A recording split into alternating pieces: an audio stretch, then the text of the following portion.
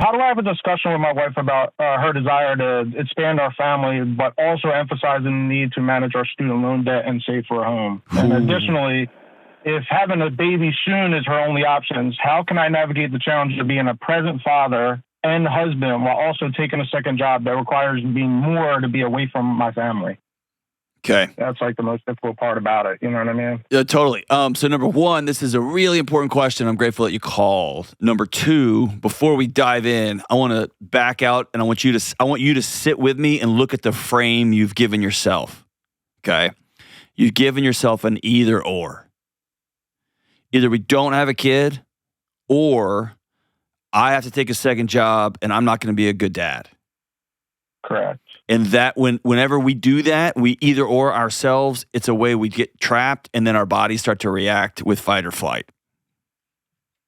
And you feel like angry about stuff, or you feel like I'm just going to shut down and get out of here. I don't want to talk to you. You see what I'm saying? You know those feelings I'm talking about? Absolutely. Yeah. Right. No, I struggle between, giving my wife, what she desires is, expanding our family, because she wants a girl. We got 2 boys right now, 6 and 2. And she wants to have a girl and she wants to go for the third. But, I'm 31 years old now, and all I do is think about, our financial side, about retirement and stuff like that. I'm a huge follower of you and Dave Ramsey. Yeah. So I try to balance those two things of being able to, and I do want to expand our family, but it's, I'd like to wait 3 or 4 years to be able to pay off some student loans and be able to save for a house, but it's just a difficult situation. Yeah, for real, man. All right. So let's back all the way out of this thing. Has the first 2 kids coming along? How old are they? One's about to be 6 at the end of October, and one's about to be 2 at the end of December. Okay. I'm going to throw some stuff up against the wall, and I want you to tell me if it sticks or not, okay? Absolutely. Almost always when I have this conversation with somebody, underneath everything, the finances is 100% real, right? It's a absolute nightmare for families right now, especially young families like you. Underneath the question, beneath the question is, there's been a significant change in your marriage relationship. Often guys feel like I lost my wife, or Correct. The first 2 pregnancies were not super great, or they were hard, or they were tough to navigate, or we lost each other for a year or 2. And right when we were coming back, we had another kid. So tell me about the pregnancies. And this is not bad-mouthing your wife, and this is not you in any way saying I'm not happy to be a dad of 2 rambunctious fun boys. It's not it at all. But it's just being honest. How was the birth? How was the pregnancy? How was the year after those kids were born? So we moved to Texas for my job, and we ended up, as soon as we moved down there, we were 2 years out of college. And 6 months into us moving to Texas, we had the babies. I wasn't making good money by then, so it was stressful trying to deal with the money situation and everything like that. And then we moved to Colorado for a couple of years, and then we moved back home to Pennsylvania. When we had the second one, I was doing a little bit better financially. Right now, I'm financially making really good money. My wife has been a stay-at-home mom for 2 years. And right now, I just feel like we can't get ahead. The whole pregnancy thing was the greatest thing because okay, awesome. When I was younger, I couldn't. I didn't know if I could have kids. So this was kind of like a blessing in disguise. You know what I mean? Yep. So it was one of the best things that ever happened to me. Pretty much saved my life. Awesome. But yeah, it's the whole pregnancy part has been amazing. It's just the financial side is really the hardest point for me to overcome. All right, that's awesome, dude. That's like that makes me feel better. All right, so that takes a big variable off the table. You feel connected to your wife. You love being a dad. All that stuff's good. Okay, absolutely, awesome. That makes my soul full. That's rad. Okay, so the next step here is walk me through your money situation. What's your financial situation? All right, I've been telling you about Cozy Earth for a long time now. Cozy Earth has so many products that my family and I love because Cozy Earth gives you the kind of comfort that makes coming home a reason to drop your shoulders and even celebrate. All of Cozy Earth's gear is breathable and cozy, just like the name says. And as always, Cozy Earth stands by their products. You can check them out, you can try them out, and if you don't love them, you can return them hassle-free. Go to CozyEarth.com/Delony and use code Delony for an incredible offer just for my audience. Next step here is walk me through your money situation. What's your financial situation? So I make a little over 6 figures right now, Okay. which is the most I've ever made in my whole entire life.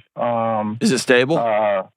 Yes, it's stable. Okay. I work 50 to 60 hours a week right now. What do you do? So I'm a production manager for a manufacturing company. So we get the fruit from Peru, Uruguay, South Africa, and we actually pack it into the bags that you actually see at the food store. Very cool. So, very cool. multi-million-dollar company, work really hard for them, and they're very happy with what I do. Perfect.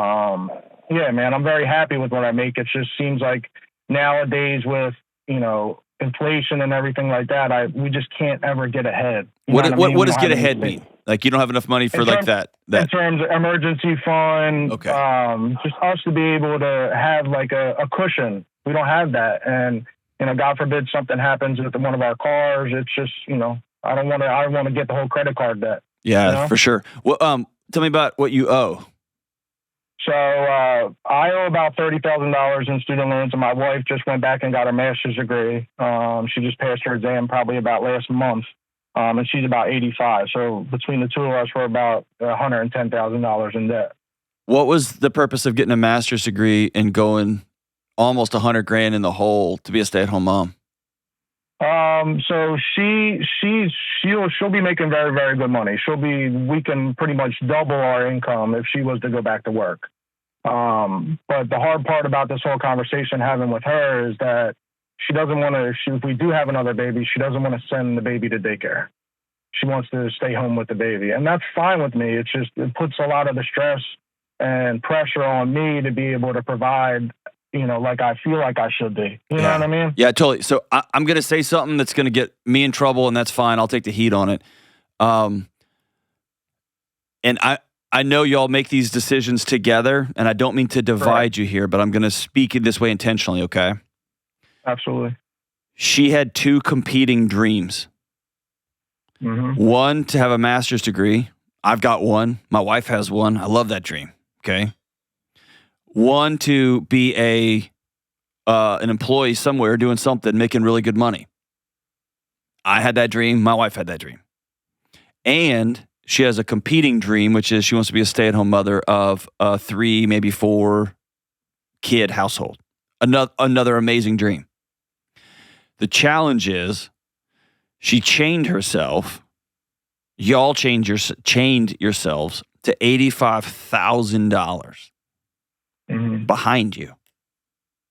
And so this dream she has, the dream y'all have moving forward, is dragging this $85,000 kettlebell behind you. You get what I'm saying? Absolutely. 100%. I know exactly. You hit it right on the head. And so the reality of the situation y'all have is y'all dug together a $115,000 hole. And I think you're wise to say, whoa, before we bring another human into this mess, we at least need to start scrounging and scratching and clawing to fill this hole in. Correct. And that was my whole point to her. I mean, we're 31 years old, and my solution, 3 or 4 years, if she was to go back to work full time in 2 years, if we really tackled it like Dave Ramsey likes to do, we can pay off all of our debts in, a year and a half.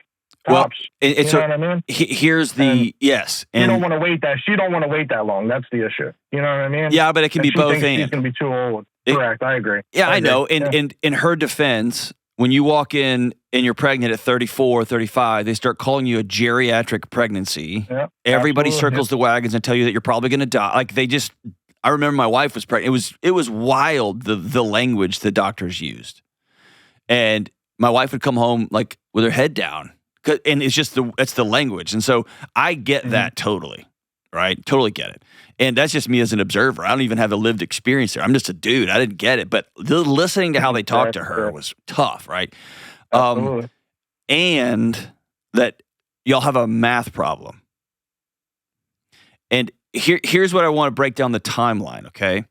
If you sit down with her and say, being your husband is the greatest call of my life, and I love it.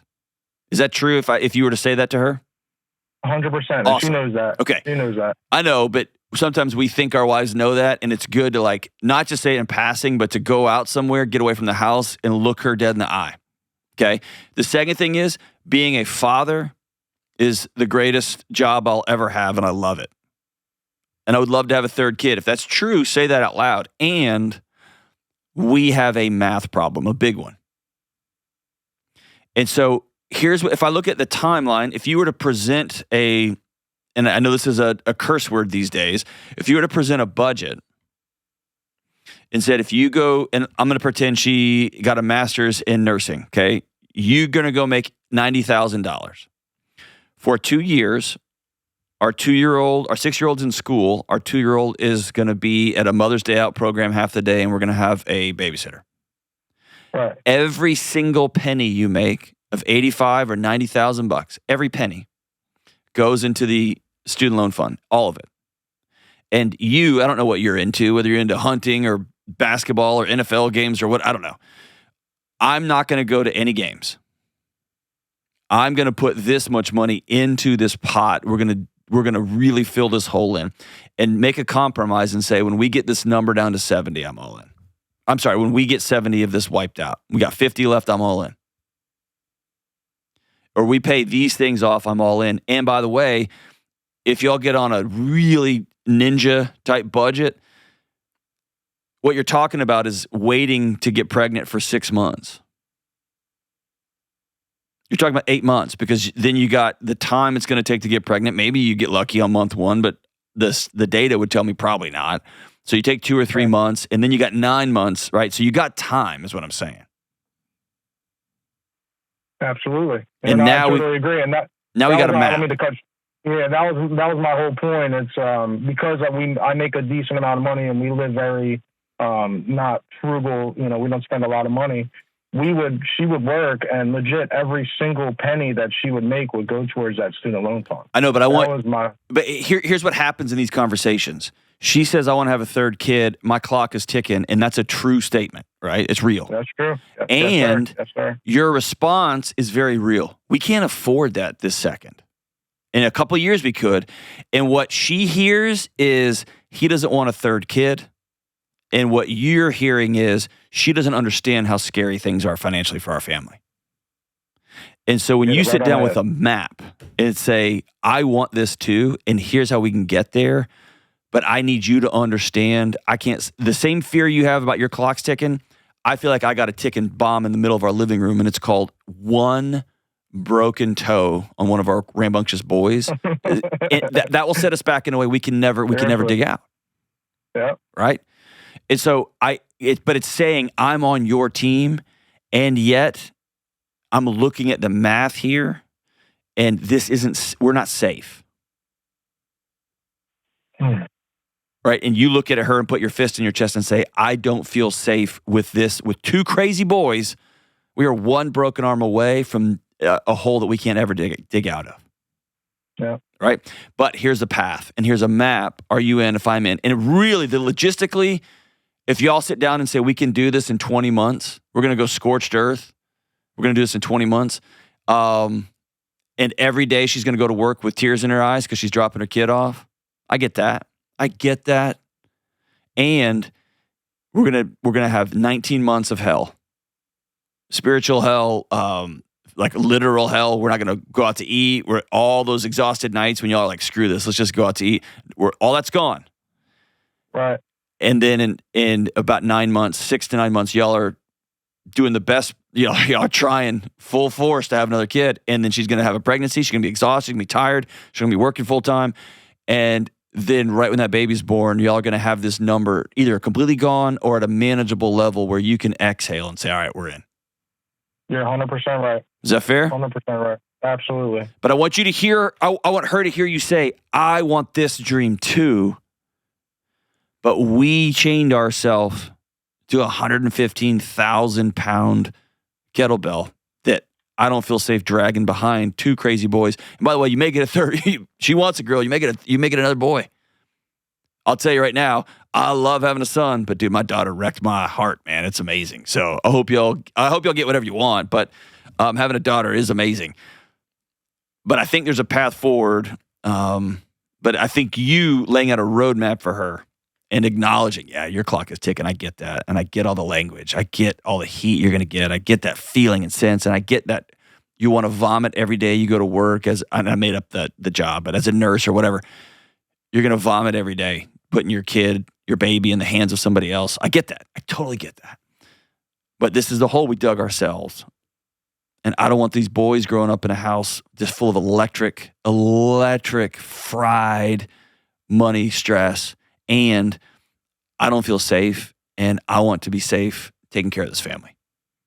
And so, man, game on. Dude, I love this question, love this conversation. If she wants to call in, I'd love to talk to her too. I want y'all to do me this honor, Frank. When y'all pay this thing off, will y'all call into my show? I'd love to celebrate you guys. And when she gets pregnant, I want you to send me a note too. Both things I think are in your future. It's going to take 19 to 20 months of absolute grind out hell. And then you're going to free the runway for your family in a way that you never dreamt possible.